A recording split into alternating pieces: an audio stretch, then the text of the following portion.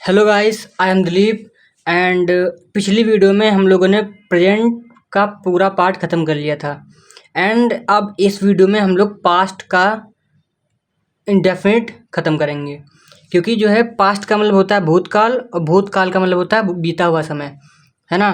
और इसमें पास्ट के 4 पार्ट होते हैं: past indefinite, past continuous, past perfect और पास्ट परफेक्ट कंटिन्यूअस। सो हमने उसमें प्रेजेंट के चारों पार्ट ख़त्म कर लिए थे, लेकिन अब पास्ट की बारी है, तो पास्ट का आज हम इस वीडियो में पास्ट का इंडेफिनिट का पार्ट ख़त्म करेंगे, है ना।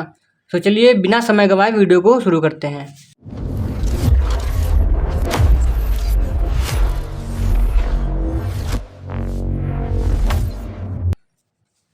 सो पास्ट की कुछ हेल्पिंग वर्ब होती हैं, है ना। सो वो आपको याद होनी चाहिए। सो देखो, पास्ट में होता है हमारा, पास्ट की जो हमारी हेल्पिंग वर्ब होंगी वो होंगी हमारी डिड, है ना। फिर होंगी वाज वर, फिर उसके बाद में होता है हैड, और उसके बाद में होता है हैड बीन।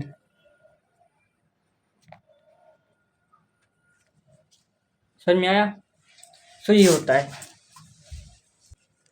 लेकिन जो इसमें डिड होता है ये हमारा इंडेफिनिट में यूज होता है, जो वाज वर होता है ये हमारा कंटिन्यूअस में यूज होता है, जो हैड है ये परफेक्ट में, और जो हैड बीन है परफेक्ट कंटिन्यूअस में यूज होता है। सो अब हम कर रहे हैं पास्ट इंडेफिनिट, है ना। हम क्या कर रहे हैं? पास्ट का इंडेफिनिट।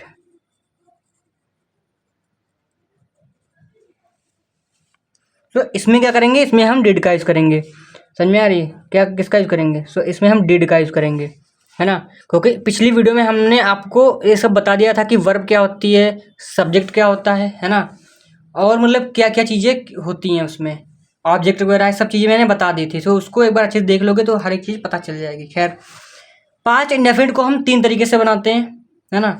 उसके एक पहली बात तो ये नॉर्मल अगर हम कोई बात कहेंगे, है ना, पहली बात पास्ट इंडेफिनिट में ये होता है कि इसमें हम ये बताते हैं कि जो है कोई हमारे पहले पुरानी हमारी कोई आदत थी, जैसे कि मैं स्कूल जाता था, या फिर कह सकते हैं कि हमने कोई काम किया, है ना। ये 2 ही तरीके के होते हैं, या तो तुमने अभी कुछ काम किया, है ना, और दूसरा ये कि तुम्हें पहले कोई आदत थी। तो इन्हीं 2 तरह के ट्रांसलेशन को हम पास्ट इंडेफिनिट में बनाते हैं, है ना। यानी पास्ट इंडेफिनिट का रूल वहाँ पर यूज़ होता है। तो देखो, मैं पास्ट इंडेफिनिट का कोई रूल नहीं सिखाने वाला, है ना। इसमें बस पहचान लिख लो कि पहचान में क्या होगा। पहचान में यही होगा कि जो है कि पुराने कोई आदत थी, मान लो जाता था, तो ता मतलब ता था आ सकता है ना। थी आ सकता है, या ते थे जैसे वर्ड आ सकते हैं, है ना। और ये भी आ सकता है कि गया वगैरह, गया, आया, खाया, पिया, ऐसे करके, मतलब या आ सकता है, ए आ सकते हैं, है ना। ऐसे भी वर्ड आ सकते हैं।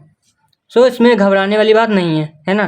सो देखो, इसको अगर हम पास्ट इंडेफिनिट को बनाएंगे, सो इसके एक तरीका होता है बनाने का, वो होता है हमारा अफर्मेटिव का, और एक होता है निगेटिव का, और एक होता है इंट्रोगेटिव का, है ना। यानी कि अगर हम बनाएंगे, मतलब ट्रांसलेट करेंगे इंडेफिनिट को, तो इसको पहले या तो एक अफर्मेटिव, यानी जो साधारण सी बात होती है वो देखो अफर्मेटिव में क्या आता है।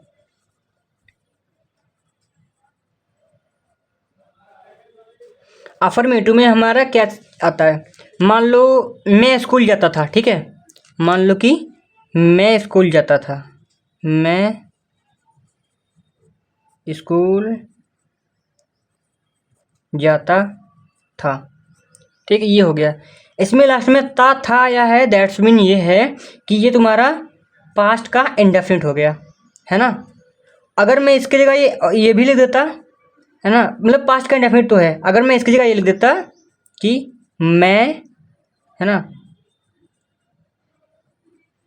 स्कूल गया हूँ, है मत लिखने ना, नहीं तो ये जो है ऐसे लिखने से हमारा प्रेजेंट में आ जाता है। अगर हा वगैरह है वगैरह लिख देते हो तो प्रेजेंट में आ जाने वाला है। सो अब देखो, है ना, मैं स्कूल गया। सो ये वाला सेंटेंस और ये वाला सेंटेंस सेम ही तरीके से ट्रांसलेट होंगे। समझ में आ रहा? सेम ही तरीके से ट्रांसलेट हो गए। अच्छा, एक बार समझ लो, इसमें जो अफर्मेटिव होता है ना, पास्ट में जो इंडेफिनिट होता है, इसका जो अफर्मेटिव होगा, इसमें डिड का यूज़ जरा भी नहीं करते, मतलब डिड का यूज़ नहीं करते हैं अफर्मेटिव में। डिड का यूज़ नहीं करेंगे, ध्यान रख लेना, ठीक है। इसमें डिड का यूज़ नहीं करते हैं। करते किसका यूज़ है? इसमें यूज़ करते हैं वर्ब की सेकंड फॉर्म का, ठीक है। जो सेकंड फॉर्म्स होती हैं वर्ब की, उनका यूज़ करते हैं इसमें। जैसे मान लो यहाँ पे जाना हो गया, तो जाना की गो होती है और गो की सेकंड फॉर्म होती है वेंट। सो यहाँ पे गो की जगह वेंट यूज़ करेंगे। समझ में आ रही है? बस इतना होता है और कुछ नहीं। खैर अब देखो इसको ट्रांसलेट कैसे करेंगे। नंबर 1 पे इसका हम सब्जेक्ट लिखते हैं। सब्जेक्ट क्या है? ये मैं। सो लिख देंगे आई, है ना। एंड इसके बाद में वर्ब पे जाते हैं तुरंत ही। वर्ब क्या है? तो जाना होता है गो, और इस यहाँ पे वर्ब की सेकंड फॉर्म लग रही है। सो गो की सेकंड फॉर्म क्या होती है? वेंट, है ना। क्या होती है? सो वेंट हो जाती है ना। आई वेंट, वेंट के बाद में टू लगाते हैं। जैसे गो के बाद में टू लगाते हैं, वैसे वेंट के बाद में टू लगाते हैं। सो आई वेंट टू, इसके बाद में क्या कहाँ जाता है? तो स्कूल जाता है। I went to school. अब ये खत्म हो जाएगा। इतनी बात समझ में आ रही है? बस इतनी सी बात है और कुछ नहीं है ना। सो अब देखो, अगर मैं स्कूल गया लिखता तो आई की इसमें वही हो जाता, मतलब मैं है तो यहाँ पे आई हो जाएगा, है ना। वेंट माने गया होता है, आई वेंट, है ना, to school, I went to. देखो सेम तरीका है बिल्कुल, कोई भी तरीका अलग नहीं होता है। समझ में? सेम ही दोनों के तरीके हैं। ये केवल अफर्मेटिव की बात है। अफर्मेटिव में ही वर्ब की सेकंड फॉर्म लगती है और डिड का यूज़ नहीं होता है। समझ में आ रही है? बस इतनी बात होती है। सो नेगेटिव में क्या करेंगे? नेगेटिव में कुछ नहीं होता है। इसमें बस डिड नॉट लगता है। डिड नॉट के साथ में जो होता है वर्ब की फर्स्ट फॉर्म लगती है, वी फर्स्ट लगाएंगे। समझ में आ रही है? वर्ब की फर्स्ट फॉर्म। समझ में आ रहा है? बस और कुछ नहीं। मान लो यहाँ पे हमारा क्या था? यहाँ पे हमारा था मैं स्कूल जाता था, ठीक है। यहाँ पे देखो क्या था? यहाँ पे था कि मैं स्कूल जाता था या फिर मैं स्कूल गया। और यहाँ पे क्या होगी, है ना, यहाँ पे क्या होगी? यहाँ पे हमारा होगा कि मैं स्कूल नहीं जाता था या फिर मैं स्कूल नहीं गया। समझ में आ रही है? मैं दोनों तरीके से करूँगा। सिंगुलर हो चाहे प्लूरल हो, मेथड सेम ही रहेगा। मेथड चेंज नहीं होता है ना। सो मान लो यहाँ मैं लिख दे रहा है कि तुम वर्ब चेंज भी कर सकते हो ना। मैं स्कूल नहीं जाता था, है ना। सो इसको कैसे ट्रांसलेट करेंगे? इसको अच्छा एक वो भी, मैं स्कूल नहीं गया, ये भी लिख लेता ना। मैं स्कूल नहीं गया, है ना।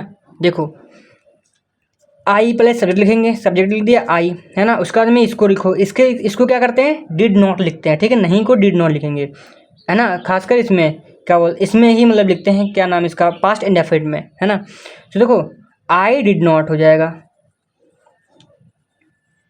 है ना, गो टू स्कूल,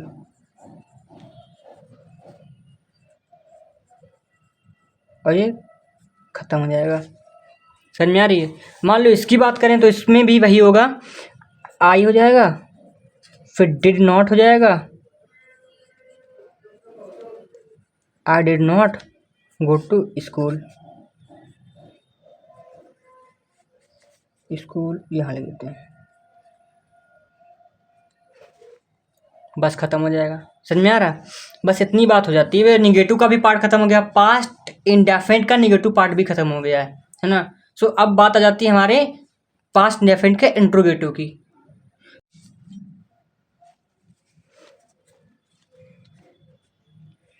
INTERROGATIVE।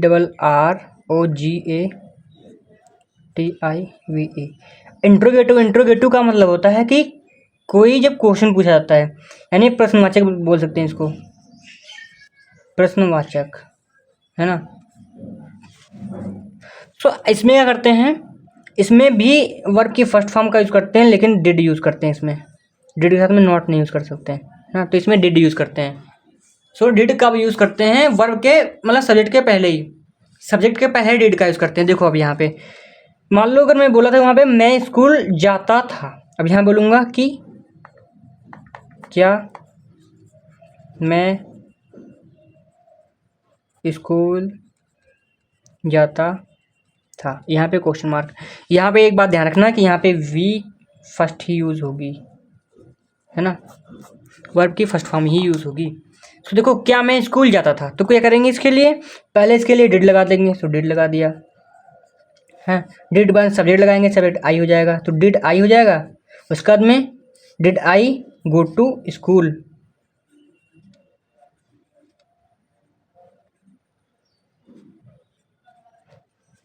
खत्म हो जाएगा। समझ में आ रहा।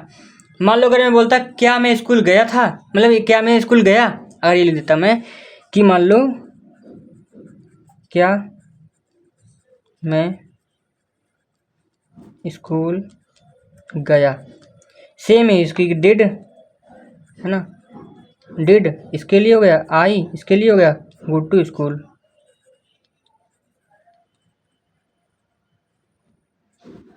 खत्म, है ना, खत्म। बस इतना ही है और कुछ है नहीं इसमें। एक तरह का इंट्रोगेटिव और आ जाता है जो कि होता है कि अगर क्वेश्चन वर्ड यहाँ पे बाहर स्टार्टिंग में ही आ रहा है, सो उसमें क्वेश्चन वर्ड बीच में आ जाता है। जैसे मान लो मैं स्कूल क्यों जाता था, है ना। दूसरा वाला क्या हो जाएगा कि मैं स्कूल क्यों जाता था। ठीक, इसको कैसे ट्रांसलेट करेंगे, सो इसके लिए कुछ नहीं करेंगे, बस क्वेश्चन वर्ड पहले लिख देंगे, वाई माने होता है क्यों, है ना, वाई। उसके बाद में ये लिख दिया, उसके बाद में जैसे इसका बनाते थे सेम वही बना दो चीज़, जैसे इसका ट्रांसलेट करते थे सेम वैसे ट्रांसलेट। उसके बाद में क्या लगाते थे, देखो उसमें डिड लगाते थे, तो डिड लगा दिया, है ना। उसके बाद में आई, डिड लगा के फिर आई, है ना, गो टू स्कूल,